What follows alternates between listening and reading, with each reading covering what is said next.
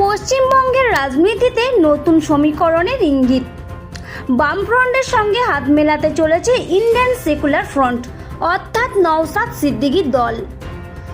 গত কয়েক বছর ধরে তৃণমূল কংগ্রেস আর বিজেপির দ্বিমুখী লড়াইয়ের মধ্যে কার্যত কোণঠাসা হয়ে পড়েছিল বামেরা।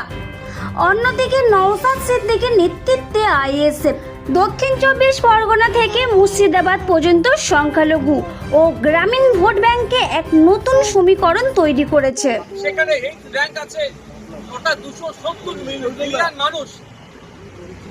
রাজনৈতিক মহলের মতে এই দুই শক্তি একসঙ্গে এলে একদিকে যেমন সংখ্যালঘু ভোটের বড় অংশ আকৃষ্ট হবে, অন্যদিকে বামের দীর্ঘদিনের সাংগঠনিক দক্ষতা মিলে গড়ে উঠতে পারে শক্তিশালী তৃতীয় বিকল্প।